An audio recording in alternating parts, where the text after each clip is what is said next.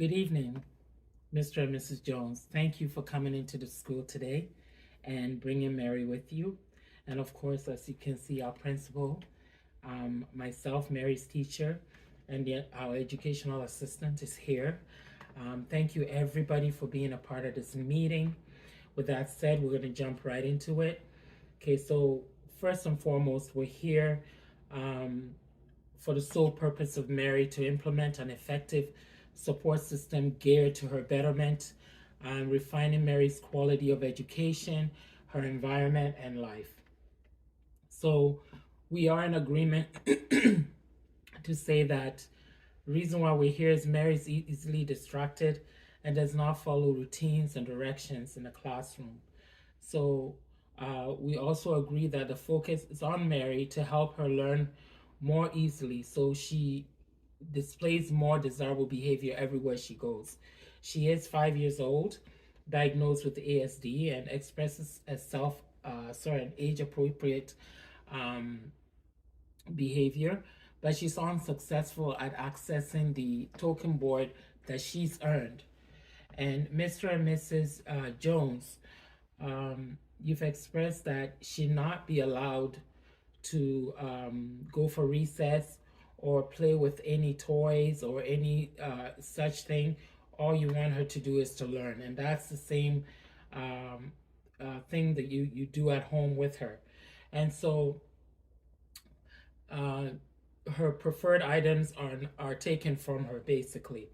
Parenting is not an easy task, and I can certainly understand implementing consistent reinforcements to help Mary adapt and change.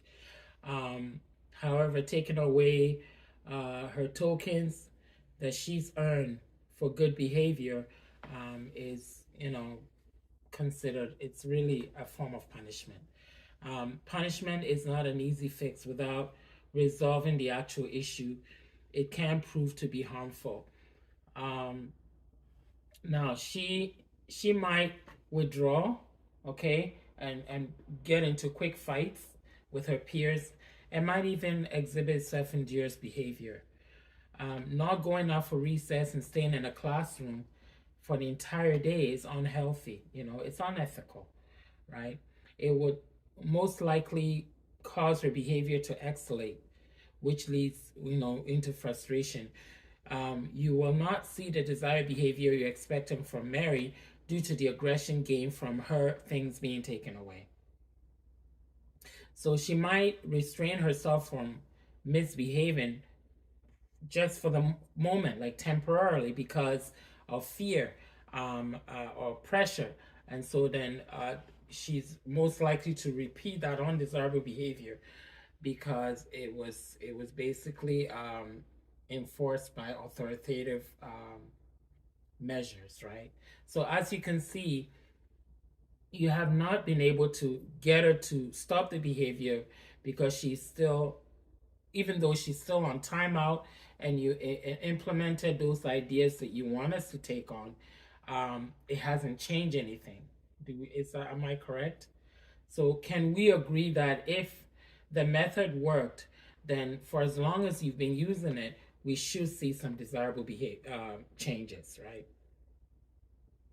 Hence, that's why we're having this meeting, to be able to work together and come together and find a solution that will benefit Mary. On the other hand, if we want an increased possible response from Mary, then positive reinforcement is the answer. Study shows that it's highly effective at reducing the undesirable behavior, improves academic performance, and also will motivate Mary to learn. Now, we immediately recognize and praise her efforts whenever we see her complete a skill. The moment you see her do something good, you compliment her. This should motivate her to repeat that action, especially during the times when she's struggling, right? So positive reinforcement through praise or praise notes or rewards warrants appropriate behavior and displays acceptable outcomes and encourages a child to do their very best. And this is what we want to see with Mary. So those tokens that she's earned are a tool to motivate her. Now, makes her happy about her accomplishments. So this will then create a peaceful learning environment, not only for Mary, but her her association connection with her peers, teachers, and then of course she will not feel singled out or isolated. Not putting her on timeout and allowing her to run and roam around, she burns that energy. Her brain begins to function and work better, and therefore her academic performance what improves, right? Having access to those tokens will most likely encourage the behavior we desire from her.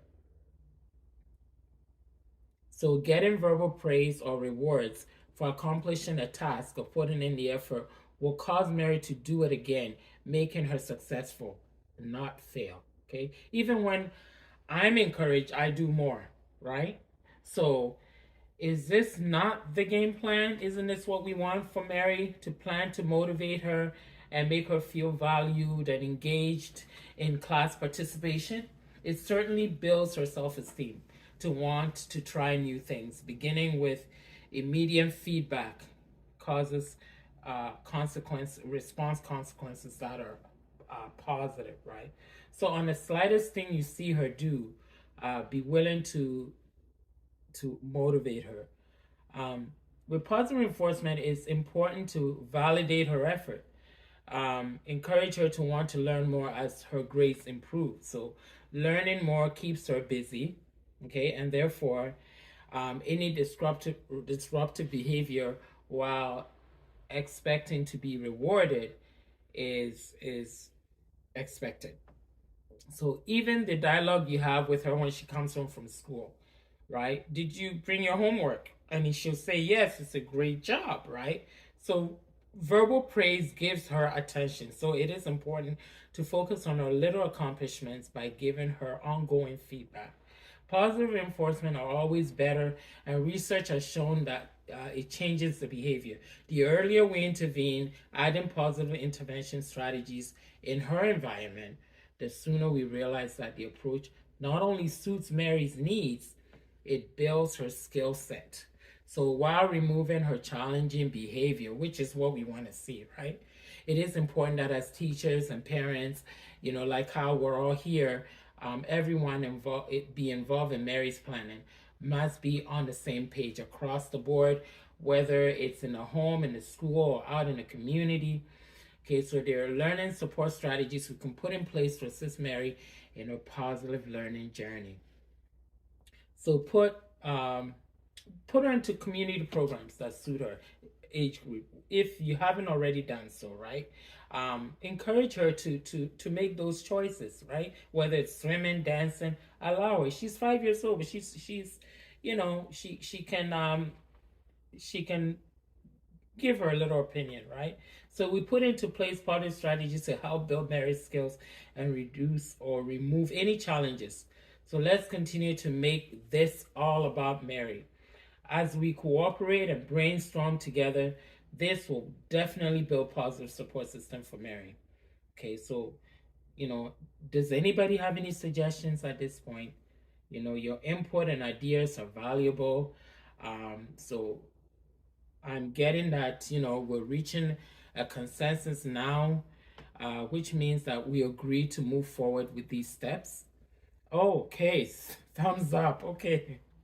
So based on thumbs up and head nodding, are we unanimously believing and trusting that positive reinforcement is the answer to resolving the challenge, and that it would work best for Mary?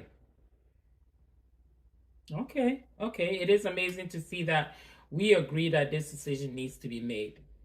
A smooth resolution is important and the best and most effective plan to reach Mary's goals for success, while keeping in mind that she starts senior kindergarten very soon next year.